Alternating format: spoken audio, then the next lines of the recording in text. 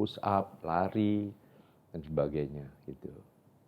Saya pernah lihat di Instagram atau juga di TikTok Kak Seto melakukan olahraga atau gerak badan ya, istilahnya gerak badan yang ekstrim loh Kak. Apa itu? Salto segala macam, Ya. gelantungan. Di mata saya itu berbahaya loh Kak.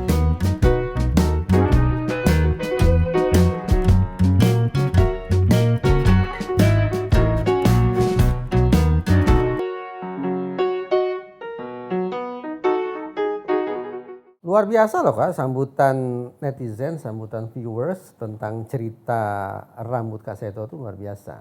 Kita lanjut ya Kak, ngobrol tentang kesehatan. Oke, baik. Sebetulnya saya mau tanya, umur Kak Seto berapa? Tapi kalau Kak Seto keberatan cerita nggak apa-apa. Rasanya masih 17 tahun. 17 Rasanya tahun ya. Rasa 17 tahun. Iya. Ya. Baik. Kak Seto doyan olahraga? Ya, hampir tiap hari. Emang berat badan berapa Kak? Apa? Berat badan berapa? 61. Tinggi badan? Tinggi 163. Coba dia berdiri. Jadi termasuk pendek nih. Iya. Nah, Slim loh Kak, langsing, rata. Ini perutnya nggak ditarik kan? ya enggak, biasa aja. Biasa aja kan? Bener nih, nggak Iya. ditarik, ditahan-tahan gitu. Enggak.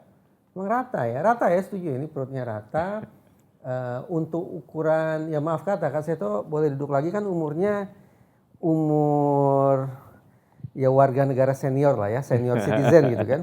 Tapi dari sisi postur kelihatannya masih sangat belia loh Kak. Saya berat badan dengan berat badan jelas nggak, berat badan dan tinggi badan jelas tidak proporsional. Kata orang terlalu berat, ya butuh olahraga. Nah kembali ke isu olahraga, Kak Seto olahraga apa? Yang murah meriah, pertama lari. Lari, keliling yang komplek atau harus di gedung olahraga atau di treadmill? Di jalan-jalan aja, di kompleks ya, pekarangan. Yang paling murah loncat-loncat nih. Loncat itu sekitar 50 kali. Itu setiap hari? Ya. Berpacu dalam melodi, Kak Seto tebak Kak. Nadanya begini. Teng teng teng teng teng teng. Teng teng teng teng teng teng teng teng teng teng teng. Apa? Ada di sini tapi nggak ketangkep. Bagi kita yang umurnya Kita kelahiran 70, 80, pasti selama bertahun-tahun pernah dicuci otak dengan musik seperti itu. Teng teng teng teng teng teng teng teng teng teng teng teng teng teng teng teng teng teng. Lupa saya. Oke, petunjuknya harus dilakukan pagi hari. Senam pagi. Nah, ya. Senam kesegaran jasmani. Oh iya. Kita bicara. Ingat saya. Iya, ingat ya. Kak Seto suka olahraga ya Kak? Apa? Suka olahraga? Bukan suka lagi. Tapi?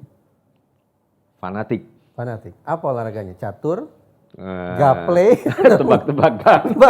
Olahraga otak. Serius Kak? Yang paling sering, hampir selalu dilakukan loncat-loncat di tempat aja. Boleh saya demokan? Nggak membosankan. Ya, untuk membuat supaya fit dan darah mengalir. Ya. Saya terus terang ya Kak, saya dulu nih, karena cerita saya pendek, Kak saya itu pasti panjang cerita tentang olahraga. Saya itu baru rutin olahraga, terus terang rutin ya setiap hari, itu sejak musim COVID-19.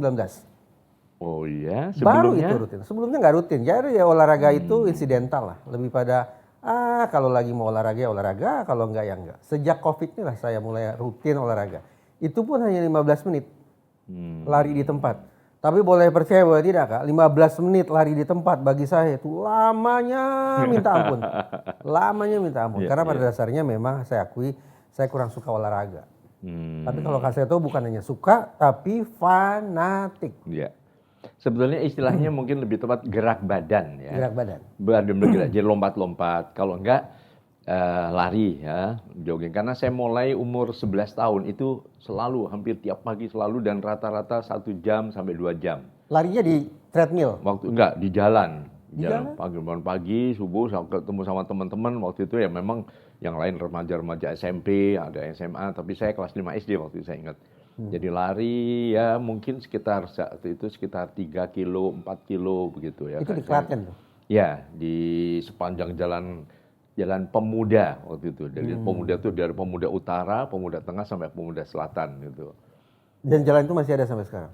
Sampai sekarang masih ada. Dan kebiasaan lari itu juga bertahan sampai sekarang? Ya, sampai sekarang. Bahkan saya ingat saya pernah bepergian dengan Ibu Profesor Utami Munandar waktu itu ke Amerika, musim dingin.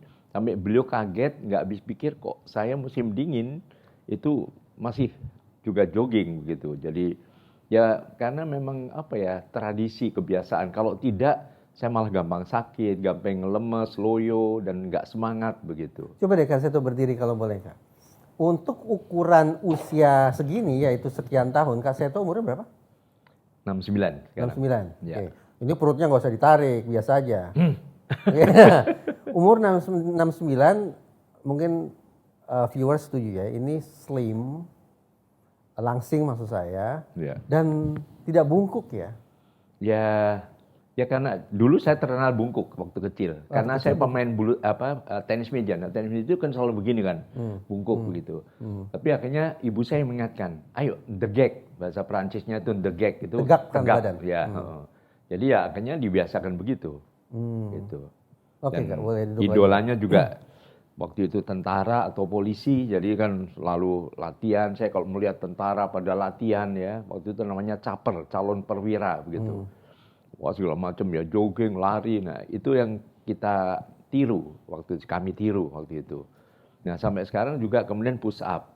Push up itu rata-rata 60-80 kali. Per hari? Per hari, ya, non-stop. Ya, langsung ya. Langsung 80? Nah kalau cuma 10 kali, 8 kali bukan push up namanya. Langsung 1, 2, 3, 4. 80 kan? Iya. 80? Betul. Langsung? Iya, non-stop. Itu nggak pengaruh ke mata segala macam? Ya karena dibiasakan gitu loh. Jadi dari remaja, dulu sempat mau masuk akabri waktu itu. Tapi akhirnya kacamata, mungkin juga tinggi badan dan sebagainya, akhirnya ya gagal gitu. Tapi latihannya, waktu itu saya sempat mengidolakan zaman remaja itu mohon maaf, Bapak mertuanya Bapak SBY. Oh, Pak Sarwo Edi. Bapak Sarwo Edi Wibowo ya, Kopassus waktu RPKAD zaman itu. RPKAD. Ya. Jadi latihan gitu, kadang-kadang saya lihat di televisi dan sebagainya. Ya udah, akhirnya itu yang saya tiru gitu. Jadi mulai koprol, kemudian push up, lari dan sebagainya gitu. Saya pernah lihat di Instagram atau juga di TikTok Kak Seto melakukan olahraga atau gerak badan ya, istilahnya gerak badan yang ekstrim loh Kak. Apa itu? Salto segala macam, ya. gelantungan. Di mata saya itu berbahaya loh Kak. Bukan sok menasihati ya, tapi di usia sebegini menurut saya ya olahraganya semestinya lebih moderat gitu. Sementara salto dan segala macam itu bahkan tidak hanya untuk usia Kak Seto lah. Salah-salah gerak, salah-salah jatuh kan bisa cedera parah itu. Iya. Ya, terus terang beberapa kali pernah juga ya. Jatuh gara-gara salto. Iya, jatuh keceklik dan sebagainya. Tapi ya pamer sih. Pamer. Bukan. Artinya itu bagian dari latihan, tapi karena itu bagian resiko, tapi juga saya perhitungkan dan masalahnya bukan mendadak gitu. Karena itu sudah tradisi dari dulu sehingga justru untuk menjaga kewaspadaan, kebugaran dan ya setiap saat kan misalnya tiba-tiba mungkin ada gempa bumi, ada banjir, ada apa. Jadi supaya saya tetap waspada dan mampu untuk mengatasi itu semua begitu. Efeknya apa dengan lari setiap hari push up 80 kali, kemudian salto? Ya tambah semangat meningkat, lalu fit badan ya. Justru tadi kalau saya 2-3 hari nggak olahraga itu rasanya lemes, gampang ngantuk, mudah pusing dan sebagainya. Jadi saya kalau pusing itu obatnya justru gerak, lompat. Saya belum ini, lompat. Jadi prinsipnya membuat darah mengalir lebih lancar dalam tubuh. Terus kalau lari keliling komplek itu sendirian atau dengan anak, dengan cucu? Kadang-kadang dengan cucu, ya mungkin juga dengan anak gitu. Jadi tergantung siapa yang mau aja gitu. Dan buat saya prinsipnya bukan untuk tapi untuk kesehatan diri itu aja. Bahwa saya saya pernah melihat beberapa kakek-kakek 75 tahun masih dansa, ya joget yang lincah. Dan saya pikir, nah itu bisa kan? Ya karena saya pikir karena dilatih terus-menerus dan tidak mendadak. Dan memang saya juga dari kecil, dari muda, remaja, terus tidak pernah henti gitu. Kak, dulu saya beranggapan olahraga itu pasti bikin badan sehat. Sampai kemudian saya temukan hasil penelitian bahwa olahraga yang berlebihan itu justru berbahaya bagi kesuburan.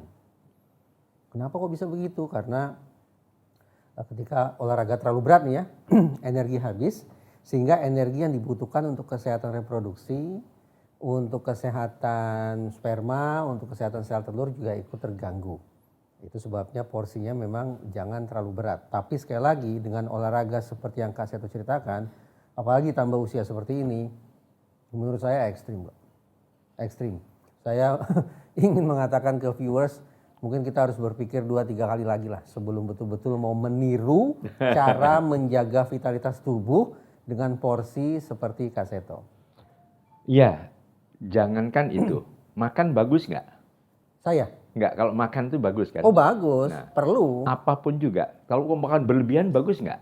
Ya jelas tidak bagus. Olahraga bagus kan? Olahraga berlebihan juga tidak. Jadi berlebihan itu juga diukur dari mungkin persiapannya, kondisinya, keadaannya masing-masing dan sebagainya. Ya karena tadi kebiasaan saya sudah dulu itu misalnya push up itu 100 kali. Jadi kemudian dokter coba dikurangi. Nah terus juga 90, akhirnya 80. Mungkin nanti pelan-pelan tahun depan saya umur 70 tahun mungkin ya 70 juga. Ya 70 kan 70. Jadi begitu. Jadi bagaimana juga saya merasa kondisinya bukan sesuatu yang dipaksakan. Makanya saya bilang tadi bukan olahraga. Sering olahraga dikaitkan dengan sesuatu yang sifatnya kompetisi. Tidak boleh dipaksakan dan harus kompetisi. Justru saya ingat hasil penelitian lain. Ini bagi penggemar sepak bola Italia silakan sedih lah. Ya. Dilakukan penelitian tentang kualitas sperma para pemain sepak bola profesional di sejumlah klub. Di Italia loh Kak. Ya. Dan ternyata setelah dicek, kan saya membayangkan pemain sepak bola klub profesional Italia badannya bagus-bagus, maka kualitas reproduksinya dalam hal ini kualitas spermanya juga oke. Tapi lewat penelitian itu diketahui para atlet sepak bola profesional Italia tersebut kualitas spermanya cenderung di bawah. Gerakannya tidak begitu bagus, bentuknya tidak begitu elok, proporsi bagian spermanya juga tidak bagus. Nah, ini saya sampaikan ini untuk tanda petik menantang Kak Seto nih. Benarkah olahraga untuk kesenangan ditambah lagi dengan olahraga untuk kompetisi? Itu memang itulah rumus atau resep olahraga yang menyehatkan. Bukan, saya koreksi. Tadi justru saya mengatakan bahwa tadi saya mengatakan antara olahraga dan gerak badan. Gerak badan itu yang penting badan bergerak, ya, tidak dikompetisikan. Karena kalau dikompetisikan itu ada ngotot, ada berusaha, ada pemaksaan. Nah, menang-menangan jadinya ya. Iya, betul. Jadi juga justru jangan dikaitkan dengan kompetisi. Jadi misalnya, push up, dia benar, saya harus 10 kali, harus 20 kali, harus lebih lagi. Nah, sesuatu yang dengan pemaksaan itu sama dengan dia merusak dari unsur-unsur dari mungkin otot sendiri dan sebagainya. Jadi saya belok dikit nih Kak. Kalau dasar berpikirnya seperti itu, kita harus bedakan antara gerak badan dan olahraga. Harus ada unsur kesenangannya. Tidak boleh dibikin jadi kompetisi. Gerak badan ya. Harus gerak badan ya. Bagaimana pandangan Kak Seto tentang kegiatan-kegiatan sebutlah audisi olahraga A, audisi olahraga B, anak-anak masih usianya sangat muda direkrut setiap hari harus berlatih olahraga ini setiap hari agar targetnya nanti setelah dewasa menjadi atlet profesional. Sejak kecil loh Kak, sejak SD sudah dikondisikan untuk setiap hari berpikir dan setiap hari berlatih olahraga. Ya memang kalau unsurnya adalah tadi ada tekanan, ada pemaksaan ya, bagaimana juga kan kalau pada dunia anak ya, itu memang ada unsur kekerasan. Oke. Ya, jadi kalau saya katakan kembali, saya sendiri menikmati tadi, maka saya lebih cenderung mengatakan gerak badan. Karena pemahaman gerak badan itu tidak ada unsur mengejar prestasi. Karena dalam konteks mengejar dan sebagainya, itu pasti ada pemaksaan pada diri setiap pelakunya. Ya supaya menang, latihan lebih keras. Memang dari segi prestasi, membawa nama harum bangsa, bagus. Membanggakan. Ya, tetapi dari konteks kesehatannya, mungkin itu yang harus dipertanyakan. Misalnya kita lihat, misalnya katakanlah petinju, siapa? Mike Tyson, Muhammad Ali. Sepak bola, Maradona, ya, Messi. Betul. Nah itu kan sampai ya beberapa terganggu kesehatannya karena tadi unsur tadi, tekanan, pemaksaan, sesuatu yang mungkin kadang-kadang melampaui kemampuan atau keseimbangan dari kondisi tubuhnya masing-masing. Ini menarik nih. Gitu. Mudah-mudahan suatu saat kita bisa ngobrol tentang lagi-lagi perhelatan audisi olahraga, merekrut anak-anak sejak usia belia untuk menjadi atlet profesional. Sebutannya sih bagus ya, audisi olahraga untuk menjadi pemain olahraga profesional. Tahun lalu itu heboh terkait dengan audisi olahraga itu ada isu eksploitasi. Tapi eksploitasi terkait dengan pemasangan logo tertentu di tubuh anak. Tapi perspektif Kak Seto barusan justru membuat saya membayangkan adakah unsur eksploitasi dalam keseharian. Jadi bukan eksploitasi pada pencantuman logo zat adiktif di tubuh anak, tidak seperti itu. Tapi adakah indikasi ataukah ada kemungkinan terjadi eksploitasi pada anak yang direkrut lewat audisi olahraga dengan mencermati kemungkinan anak itu setiap hari digojlok sedemikian rupa untuk menjadi olahragawan profesional. Tapi kita akan bicara itu suatu saat di episode lain. Kembali ke masalah kesehatan Kak Seto. Kak Seto konsultasi rutin ke dokter? Mohon maaf ya, justru tidak pernah. Sampai usia? Iya, artinya mungkin 3 tahun sekali general check up. Oke. General check up, berarti dari ujung kepala sampai ujung kaki. Iya. Nah, selama ini artinya berarti 3 tahun yang lalu yang saya peroleh adalah tidak ada masalah sama sekali. Bahkan kadang-kadang itu kalau di tes treadmill. Treadmill lari itu, di mesin itu. Pemeriksanya justru mengatakan wah masih biasa ini jogging. Iya, memang kebiasaan. Artinya hobi lari itu hobi saya. Yang penting bukan lari dari tanggung jawab. Lari dari hutang. Kenyataan. Lari dari hutang, bro. Iya betul. Kalau saya punya persoalan pada aspek pernapasan. Iya. Karena menurun dari orang tua saya, ada gangguan pernapasan ke saya juga punya masalah kesehatan terkait dengan pernapasan, tapi alhamdulillah tidak manifest istilahnya, tidak muncul dan tidak membuat saya kehilangan produktivitas. Kalau Kak Seto apa? Yang ringkih pada tubuh Kak Seto apa, Kak? Apa ya? Berarti nggak ada ya, Kak? Pernapasan oke. Pencernaan? Pencernaan mungkin. Saya merasa alhamdulillah pencernaan baik juga. Makan tidak ada pilih-pilih? Tidak ada. Makan tiba-tiba besok jadi mules-mules segala macam? Enggak ada. Pernapasan oke. Sampai sekarang ya. Organ pernapasan bagus, organ pencernaan bagus. Berarti nggak ada persoalan kesehatan, Kak? Ya alhamdulillah sampai sekarang belum ada. Belum ada gitu. Tidak takabur lah ya, tapi alhamdulillah sejauh ini tidak ada persoalan penyakit kronis, tidak ada ya? Iya. Oke. Ya ini aja paling ya stres aja tiap akhir bulan. Emang Kak Seto akhir bulannya kapan? Argonya selalu jalan. Selama musim pandemi juga webinar tak berkeputusan kan? Suplemen, makan suplemen? Tidak. Saya ya membiasakan dari mulai vegetarian sampai kemudian vegan. Apa bedanya, Kak? Ya kalau vegetarian itu mungkin telur masih, susu masih, ya. Bukan daging tapi itu sumbernya dari hewan. Iya. Vegetarian seperti itu. Kalau vegetarian, iya, artinya yang penting bukan daging. Ya. Telur boleh. Ya, telur boleh. Apapun telur susu, datangnya dari hewan, susu juga boleh. Nah, tapi kalau vegan ini semua yang bersumber dari hewan atau hasil eksploitasi hewan itu dihindari begitu. Ini radikal ini, ekstrim ini, fundamentalis ini. Dalam masalah pola makan berarti Kak Seto sekarang vegan. Iya, belajar untuk menjadi vegan. Belajar menjadi vegan. Iya, betul. Sate, soto, Yang enak-enak begitu betul. Okay. Telur pun enggak? Enggak. Berarti susu juga enggak? Enggak, iya. Kaseto minum susu sebelumnya? Ya waktu kecil ya. Waktu kecil ya. Setelah masuk usia remaja berhenti minum susu? Iya, betul. Tapi Kaseto tidak pernah patah kaki atau gampang cedera tulang gitu? Ya, alhamdulillah belum ya. Mudah-mudahan enggak. Iya, gitu. Karena saya bayangkan kalau minum susunya terbatas berarti kan cadangan kalsium di tubuh itu sedikit. Kalau cadangan kalsium di tubuh itu tidak memadai, berdasarkan bacaan saya ini, tubuh relatif tulang gampang patah lah, gampang retak segala macam. Kaseto juga tidak ada persoalan situ. Tidak. Kalau kesleo ya misalnya wajar lah. Itu otot bukan tulang otot, kan? Iya betul. Tapi kalau tulang ya alhamdulillah tidak. Tapi saya kan sering berpanas-panas ria kan, jadi mungkin dapat sumber vitamin D-nya dari situ. Ya, hampir tiap pagi kan selalu saya menikmati hujan matahari gitu. Bahkan kalau misalnya hujan pun selama masih ada beberapa sinar matahari juga saya tetap jogging juga gitu. Apa yang membuat Kaseto bisa tiba-tiba jatuh sakit?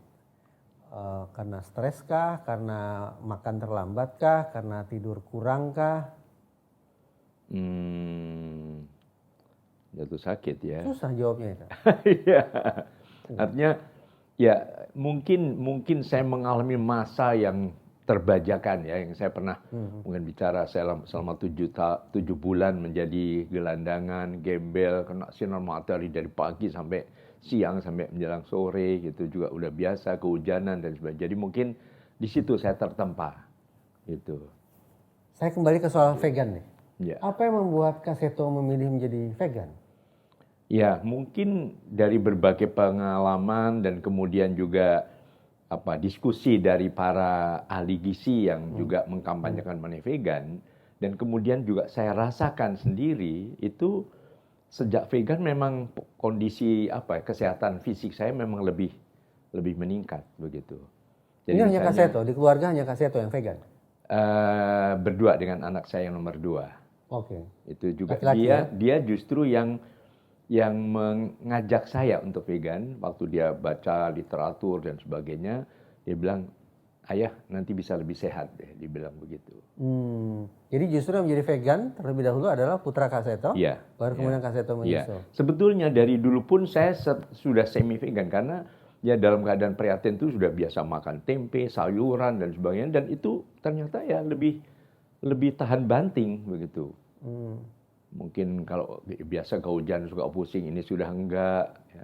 Jadi dalam situasi apapun juga tetap fit ya. Mungkin itu salah satu unsur ya, selain tadi adanya gerakan, saya juga mengatur waktu istirahat, tapi asupan gizi tadi yang saya temukan, misalnya ternyata tempe itu juga memiliki gizi yang cukup dahsyat lah gitu. Yang juga tidak kalah dengan daging, tidak kalah dengan telur dan sebagainya. Protein nabati. Ya, dari unsur sebagai nabati. Pengganti protein hewani. Ya. Pernapasan oke, pencernaan oke, tulang belulang kokoh. Harusnya bagaimana? Kenapa? Oh, persoalan ada di pendengaran ya. Kaseto punya persoalan pendengaran. Kadang benar sih. Apa? Nah, kan menurut saya dugaan saya Kaseto ada persoalan di pendengaran. Enggak, saya memang biasa makan apa untuk mempertajam. Tapi kalau gitu bagaimana? Solusi benar. Pendengaran juga tidak ada masalah. Penglihatan, Kaseto minus, plus atau minus, progresif. Ya. Minus ya, wajar juga sih. Ya, tapi imbalannya sekarang kalau baca justru malah lepas kacamata justru. Oh ya? Sampai sekarang nggak pakai kacamata plus gitu.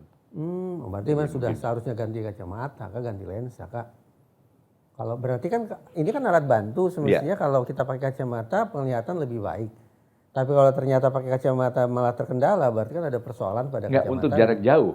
Untuk jarak jauh terkendala ya, kan minus. Tapi kalau untuk jarak dekat, kadang-kadang kan ada yang minus dan plus, ada 2 gitu kan. Yang kecil di sini plus untuk membaca misalnya. Kalau saya membaca malah ini diangkat, jadi masih bisa baca tanpa kacamata begitu. Luar biasa ini. Hidup. Maaf, Anda dokter ya? Tidak, saya tabib Kak. Hidup murah ya bagi Kak Seto ya. Artinya olahraga tidak harus ke pusat kebugaran. Tidak butuh, ya tentu tidak salah orang yang melakukan pemeriksaan diri ke dokter secara berkala, itu sangat bagus juga ya. Ada sebulan sekali atau 2 bulan sekali. Tapi Kak Seto ternyata 3 tahun sekali. Kemudian juga tidak pakai atau tidak mengkonsumsi suplemen apapun, jamu. Tidak. Herbal, madu. Madu juga sebenarnya kan kalau dari vegan juga itu karena eksploitasi dari lebah kan itu. Iya betul, nggak boleh ya? Itu juga tidak. Iya. Ginseng? Enggak juga. Ginseng. Tadi saya mau nanya Viagra, tapi enggak, itu saya jadi tidak pada tempatnya untuk bertanya soal itu. Makanan ternyata tidak ada yang tambahan, makanan sehari-hari, bahkan menghindari daging. Olahraga juga di sekitar. Enak ya Kak? Hidup murah ya? Karena udah biasa sederhana gitu. Jadi ya dibuat, yang penting tadi dinikmati, penuh rasa syukur. Jadi menurut saya kunci kesehatan yang paling utama juga letaknya di hati. Oh, saya sepakat. Justru itu yang sulit buat saya Kak. Jadi apapun juga, misalnya pernah kami juga kebanjiran sampai 3 meter begitu. Itu setelah surut ya, artinya kebanjiran jebol ya, bendungan sebelah jebol itu sampai 3 meter, porak-poranda dan banyak yang hancur lah. Saya ajak semua setelah selesai kita sujud syukur. Adversity quotient. Lanjut ya.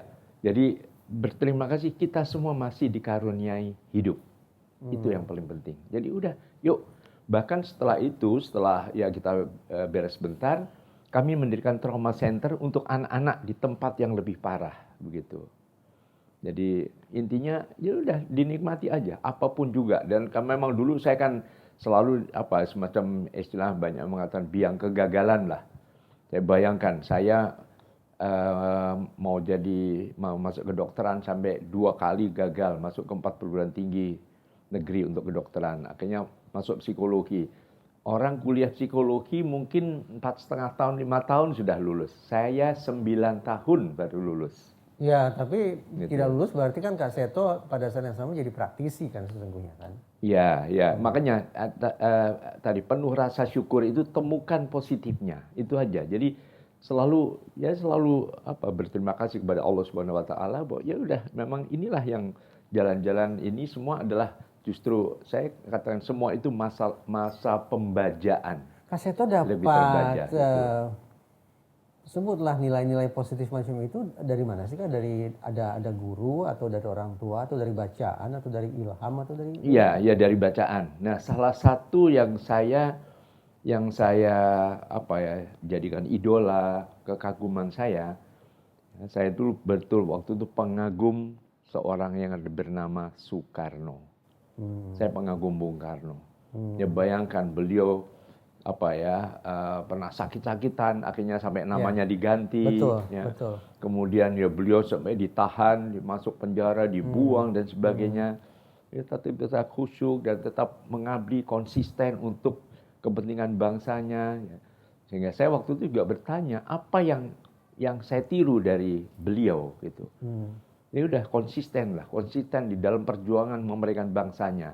Ya sudah banyak memikir bangsa kan. Nah, calon pemimpin bangsa siapa lagi kalau bukan anak-anak? Bagaimana memerdekakan anak-anak? Yaitu membahagiakan mereka, merdeka dari jajahan, kekerasan, pemaksaan, eksploitasi dan sebagainya.